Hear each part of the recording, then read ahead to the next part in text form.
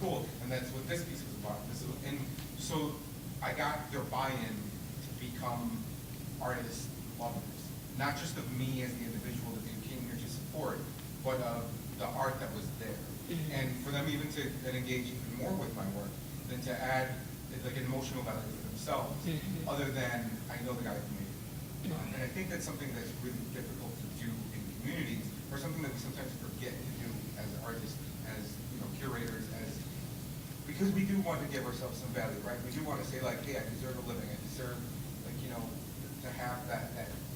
We do want to give ourselves a space to say that there's value to it. But in doing so, I think we sometimes separate ourselves from the rest of the world. And just like with any other, I'm sorry, I just wanted to acknowledge this little point is that, and Esvon had a fantastic photo studio set up for the reception, but what I like to call the big fish in little pond syndrome and preaching to the converted, we can get into that a lot here, specifically in Chicago, because Chicago is inherently factional, cliquish, etc. So you're talking about, your own studio, siloed, generative process with the same people in the same places and spaces. How do you open that up for yourself and get that comfort zone out of there? And I was just going to say thank you, really, because I think when it begins to go like that, then we're beginning to we're having something happening in the room that doesn't just involve one person or one entity.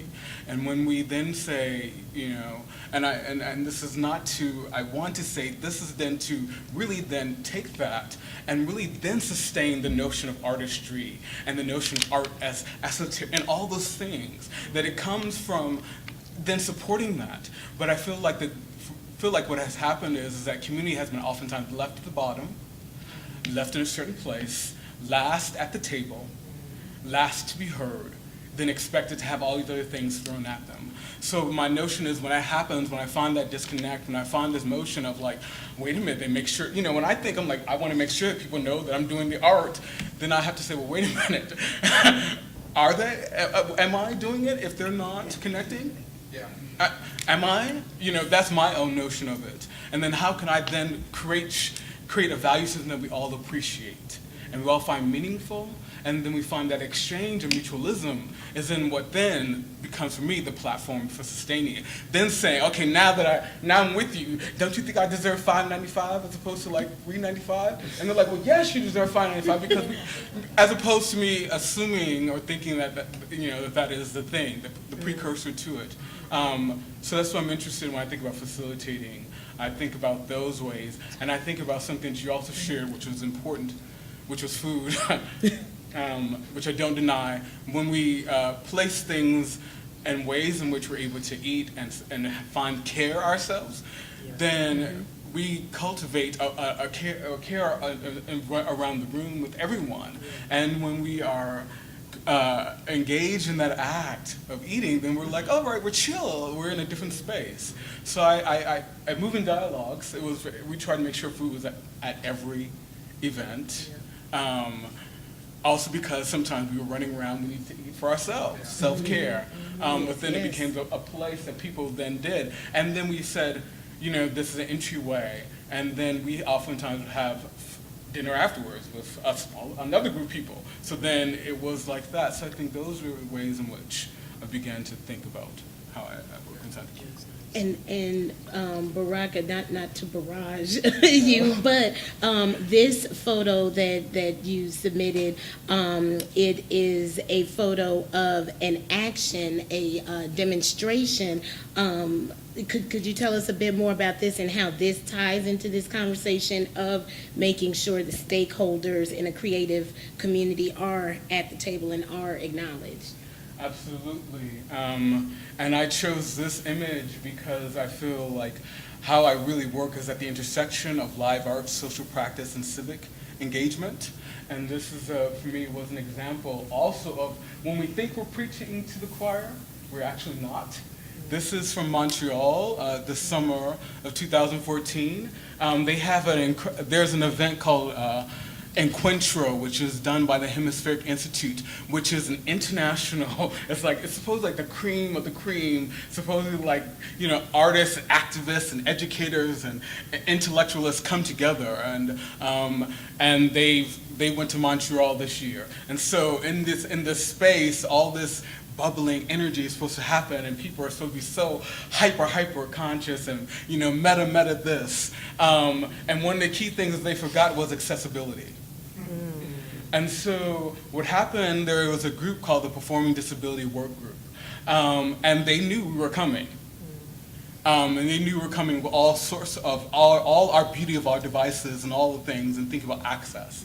And they spent about a year, site visits and things, the area. And this site is La Sala Rosa, which is a site they chose to have an ongoing event where all the cool, hip things happen at a certain time of night. And it was inaccessible. And this would have been happening throughout the whole week. So on this performing work group and disability group met day one, they noticed that this happened immediately and we just met each other, by the way. I didn't know these people. They're coming from all over the country. By the top of the morning, day two, we had generated a hashtag. We had begun to engage about 300 people, not just the Encuentro people, but also people in Montreal. There was an activist group that someone knew, so we tapped into them because they were a disability activist group that deals with Montreal's issues with disability and accessibility in general.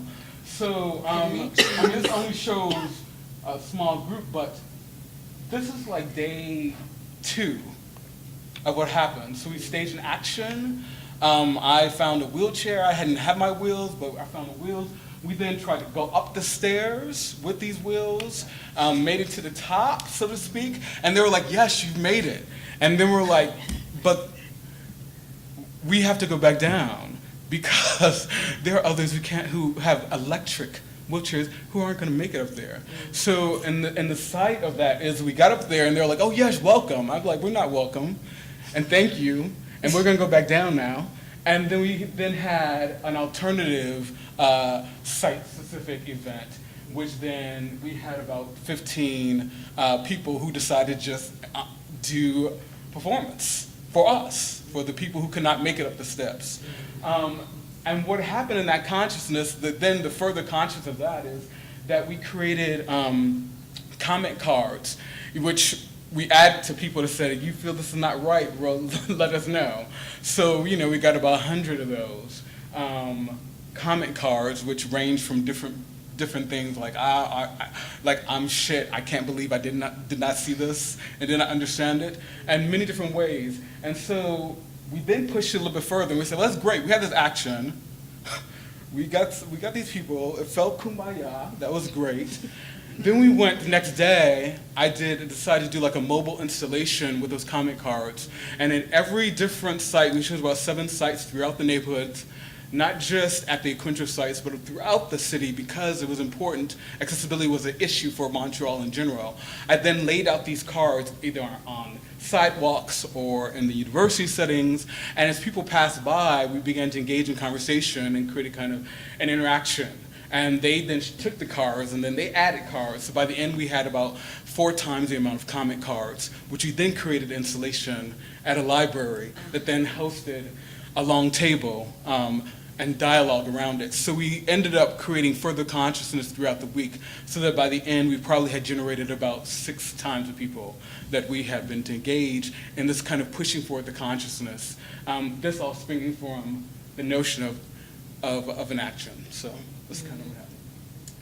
I mean, I knew that there was so much, because you sent the caption and the testimony from one of the participants, but I'm like, no, you got to tell the full story today. So, I mean, and it just, again, the reason I chose all of you is because you all, whether directly or indirectly, your processes as creatives really intersect that social justice, community, civic-minded sensibility with the artistic, ephemeral, ethereal aspects that we all appreciate and dive into.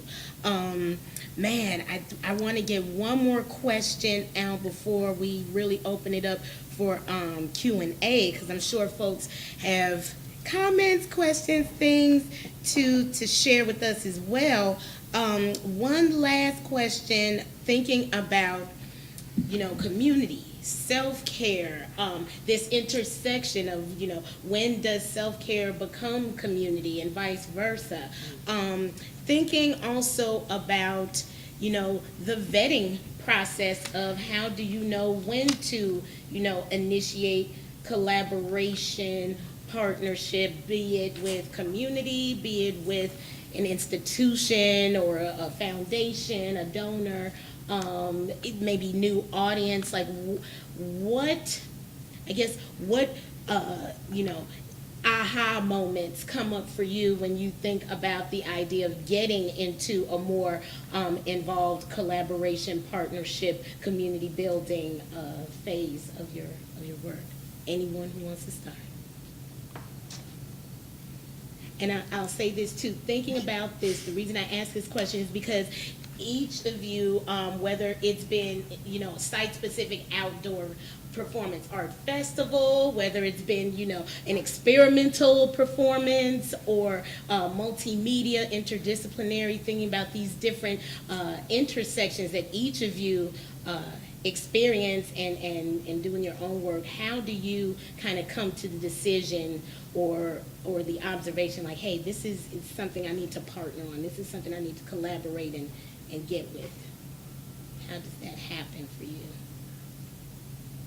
I don't really know how to make art other than that. You know what I mean? It's hard for me to even, outside of like the two-dimensional work that I create, and it's hard to even think about art practice or creative work, as Baraka calls, being an isolated thing, right? So when you're thinking about partnerships, some of that comes for me, out of need and necessity, right? But also it comes out of like this desire I like to party, so like, Right. you know what I mean? Nobody really wants to party alone, so it's more like, how can I figure out, a way for my friends to kind of be around me, and then, that kind of expands out to their friends and their friends and their friends, at some point, you know what I mean? But when you're thinking about, and I know what you're talking about, you're talking about more precise, like you have a project, how do you decide kind of how to select those partners who are going to help you to produce this work or to produce this idea or this thing, and right? if that idea or that thing is about like building new community or Right. synthesizing communities, like building bridges, basically. How do you, Yeah. I think all of us, through our generative processes, that's what we do, is we Yeah. build bridges to understanding, whether it be to our art or to our sense of value, Yeah. to our sense of community. Yeah. So just thinking about, and again, each of us having these experiences in the career or in school or, in the neighborhood we live in, thinking about building bridges. Carron spoke about actually, going and being part of, town hall meetings and Right. civic meetings. Baraka with the Moving Dialogue series and various actions. Marie absolutely producing shows like Pooney's Cabaret, Peep Show, where it's all about collaboration between artists of different disciplines and things. And so I don't know, I guess because I see so much interdisciplinary cross-sectional work now, speaking from a personal level, when I started doing my work with Honey Pot Performance 15 years ago, we were the bald-headed stepchild because nobody could, well, you can't really say it's theater, you can't really say it's dance, you can't, like, what are you? And now it's kind of coming more to the fore, coming more mainstream, if you want to say. So I'm just interested to hear how people approach these new intersections. I think some words come up, like who makes the decision? What I think what happens is that when I think about civic engagement, one of the key things is they were like, well, who makes the decisions? If you're in a community and you're an artist and you're like, I want that to happen for the community, you're making the decision. So are you cool with that? And then you're aware, if you're trying to engage community, that that's what you're setting up, which for me is a different relationship. I question that sometimes. I constantly question my artistry when I come into play, when I am the one saying, oh, right, this is what we should do. because then am I really engaging that community in a way that I really want to? Am I really listening to what's in tune, or am I creating a juxtaposition? And so I think about the notion of who makes the decisions. And if I've already made some decisions, some choices, then I need to be aware that I'm making that for the community when I walk into the room, if I'm saying I'm going to engage a community. The other thing I want to say about that is about inside the decision and choices is transaction. You use this term transaction. I say when I lived in New York, everything was a transaction, baby. Everything was like, let's do it. Let's do it right now. Let's get that deal done. Let's make sure it's like signed and deliver, and so I'm on to the next transaction. And living here in Chicago, the birthplace of the commercial market. But what I'm be honest, what I said about the difference between me in New York and Chicago is what it began to slow down. That process began to slow down. I have to be honest about Chicago. One of the things that I began to appreciate about Chicago is I witnessed that it began to slow down a little bit and became less immediately transactional and more like, who's you? More like, how are we gonna get to know each other? It became more like relational. What? I mean, it was like that. It became more of that. The process slowed down. The transaction was not so right and immediate. The transaction was a little bit farther down the line. It's still there. Yeah. Chicago's still like, let's get there. Yeah. But it's slowed down. It's slowed down a little bit. And so I say, when I began to allow for that space to happen, that if that the product of the thing at the end was no longer the goal, then I began to cultivate the truth of a relationship, and that truth of relationship is what then began to inspire me to think that was the artistry. And if that's the artistry, then we're already there. And if we're already there, then whatever we make is whatever we make. So I think that's what it is, and I think this for me links into what you're saying, which is about, it's all there. But when we're conscious that it's all there, and we all feel like we're all there with it, then it's good. But if we're in the room of trying to make the transaction happen, of making a choice before everyone has an opportunity to make that choice, then I think that then for me, I'm not necessarily engaging in the community in the way that I feel I want to. Right. I mean, I think for me, we talk about engaging, and I think it's so important to get multiple voices at the table to make the decision making. So it's not just one person saying, I want this cornflake on the ceiling. It's actually saying, okay, I want a woman, I want a white guy, I want somebody from different cultures. We need a diversity at the table making the decision making, and that becomes a collective process, and that's what I've advocated for. All of both the decision making locally and for DKs as well, because I think that is really important, and that's how you get this diversity of voices being heard in the community. I'm sorry, Corin. I wanted to tie it back to how you choose, like, the partnerships that you've had to undoubtedly, be in the room with to get out of sight, off the ground, and things like that. So thinking about the partnerships, you've had to initiate, and collaborations you had to go through dealing with, civic forces and things like that. Can you talk a little bit about that, how those processes were informed? They haven't always been collaborative, I mean, I don't actually decide. I think, being a founder and the director, it's about, thinking about power relations. And I'm not interested in, having the sole power. I'm interested in power being distributed.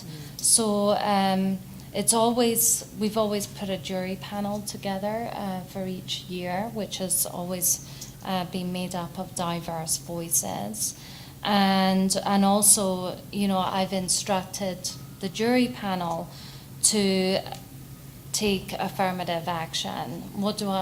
In Britain we call it positive discrimination, which means to select people from different cultural backgrounds to present performances. So that in a way, then we're not just presenting one person's aesthetic.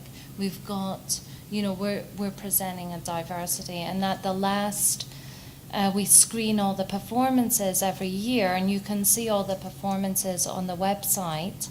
But the one person said after last year's performance that, this work still feels so new. I can't believe you're going into your 5th year. But that is because we support artists and their practice. And I think that's really important.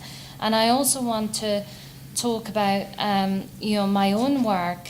I have a collaborative practice with a woman in Berlin. And our work is very much about talking about the city and how we engage with how architecture defines our cityscapes, and what are the other forms of architecture within our city, which kind of philosophically relates to my work as a cultural public art producer. So that was very much, we were in a show together, and then we had a cup of tea together, and then, we started working collaboratively through Skype conversations. Right. I mean, that seems to be, such a through line is this, organic. Does everybody get that? Like, it always starts with a relationship, right? Like, that is the bedrock of everything. Marie, I want you to actually jump in on this, because your collaboration that I'm specifically thinking of is with the wonderful Sharon Bridgeforth, and how, you came to, collaborate and be in partnership, not just as a performer, but as a marketer for Sharon. Yeah, Sharon was really important to Lynx's development with the African American community. Lynx had been working towards that for quite some time, and luckily for me, I began working at Lynx around the same time that Sharon was making work. And so she was being very generous with her time, working with a group of artists, developing work, and it was clear to us that she was a force and was really interested in building community in the same way that we were interested in building community. So I think it was in 2011. So Sharon was the visiting multicultural, so Sharon Bridgeforth is a director, a playwright, amazing. She was the visiting multicultural professor at DePaul University, and DePaul was able to support an institute at Lynx Hall that was called the Theatrical Jazz Institute, where a number of us applied for the opportunity. So I had been working with her as staff, and was just like wowed by her ability to create community and get new work out of artists. And so I applied for the opportunity. So then was acting as staff and also as a participating artist. So we had this Jazz Institute where we met every Sunday, and we were creating work, like written work as well as body-based work. But what was really special was that Sharon was bringing in artists of color, queer identifying and not queer identifying, but queer supportive, was bringing these artists in from out of town to work with about 12 of us. And then every time we did that, there was a workshop that was then opened up to the community, right? And then after there was a workshop open up to community, there was a showing that artist would do. And so what is the community? We had to be really intentional about it. So in a way, Sharon's progression of work with us was organic, but who we invited was incredibly intentional, because we knew what we wanted. We wanted more people of color, and not just African Americans, more people of color in the room consistently, not just, we're having this program and we need some people of color in the audience, so we're going to reach out to this one organization and they're going to come in. because that sometimes happens. Like, let's be honest, it happens all the time, and we're guilty of it, and others are guilty of it, and it's not on purpose, but when you're trying to do audience engagement and development. So we thought, okay, this could be a really consistent way, and it really worked out for us, where we saw a change in the audience that was coming for these programs, and the artists that were working there, once that institute was done, chose to continue making work. And then this project, River Sea, ended up developing into a much larger project. So we were actually able to, the important thing is take the work into different spaces, not just our space, because you can't just continuously ask people to come to your space. And expect that you can't just hold community in your own space. So we were able to go to University of Chicago, Jeffrey Pub, which is a queer bar on the south side of Chicago, and have a showing there, Southside Community Arts Center, DePaul University, Columbia College. And so we started doing these experiments, and we started seeing repeat people, and that's the important thing. Was we were growing new audiences, but people were coming back. And then those people were then coming to Links. And so we've been so, ever so grateful. And making sure that it didn't just stop with Sharon. Now all of the artists that participated, all the people that were there for workshops, like, what can I do for you? I'm going to send you that artistic associate proposal that we have. I'm going to send you that residency opportunity that we have. I'm going to tell you about something that's not happening in my space, but maybe you want a 3 Walls residency. So it's about just making sure that the opportunities are always accessible, and you're being creative, and it's okay to say, I'm interested in a relationship with you because you're a person of color, and we really need to have more people like you. I want to hear what you're thinking, and not as a representation of your race or ethnicity or gender, but because we want to develop that. I just think it's good to be honest about that. So I think we were really honest about why we were doing it. Yeah, thank you. Thank you all so much, this conversation. I hope y'all have enjoyed my moderation and the questions, because I had so many. Y'all don't know how many lists of scratch out and strike throughs I have, but each of these fantastic folks just have so much insight. What I want to do now is open it up, and if there's anyone who has, notes, questions, comments for anyone on the panel. Yes. I wanted to touch on 2 things. One was your statement about artists living wages. I just want to mention the group Wage, Working Artists for a Greater Economy, and I think they're a great resource for all working artists to consider wages and what they can ask for their labor. Oh boy. Okay, hello? Hello? Well, I guess if you could just stand up and say Wage again so everybody So can I hear. thought Wage as a reference. It's a group out in New York, Working Artists for a Greater Economy, and I think it's a really important reference for all artists to know about as they're navigating through the world, trying to take care of themselves and get paid. But then I also wanted to go back to the cornflake on the ceiling, and or just specific, I know. But you see where we're at now? Isn't it beautiful that we can begin to talk about the cornflake on the ceiling? So what I wanted to know is if any of you guys have had experiences in which, with engaging with the community, where it wasn't your role to demystify the work, but it was your role to pull out interpretations from the community and validate, set up that conversation, not as the demystifier, but empowering each person in the community to be the interpreter, and to state why they do and don't like it, what it made them think of from beyond art history, but like in their own life. I mean, in the city of Chicago with its relationship to food, I feel like the cornflake on the ceiling could be interesting. Or Krista, like in your installation, did you have moments where you weren't explaining the project, but people were explaining it back to you, and what that felt like? Mm-hmm. Um, Yeah, go ahead. No, actually, if you, You go. okay.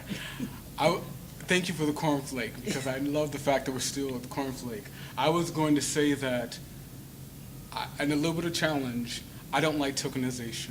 And I don't necessarily, when I think about engaging community, the honesty which saying we're choosing you because of you're a person of color, I think for me sets up a wall.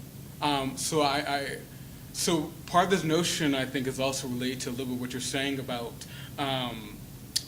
when we shift out of the role of sitting in a certain way where we have to interpret. And I feel like I'm constantly moving myself out of that. And the ways I'm moving myself out of that is also about saying that I'm not out to empower anyone. Because it's my other thing. I don't know if I can, nor should I. I have to shift myself out of that position. And so I may be the person who then says, my artistic practice is making sure that I scrub the floors because that's what's necessary. Or that if it's okay for it to be an all-white group, that's okay. It doesn't need to be diverse. That may be serving. I may not need to be there, right? The thing is, I need to move myself out of that and figure out who may serve that with belief that's what that community needs, right? And again, for me, it's a core value system about what does that community feel they need? How can I support that? And if I can support that being a demystifier, great. But being an interpreter, great. By maybe sometimes being the person of color, I can do that. Or maybe not. But how do I begin to listen and navigate that so that I don't put in a position where I'm saying that I'm creating a polarity or binary that may not need to be in the room. It may not need to be in the room. And can I listen to that? And so I have to listen to that. But why is it always about polarization? And I think this becomes, what about when we start to talk about inclusive? As women, we're often ridden out of the power paradigm, and, even last year, there was, in September 2014, Jerry Saltz was talking about how out of 73 solo shows advertised in Art Forum, only 11 were by women.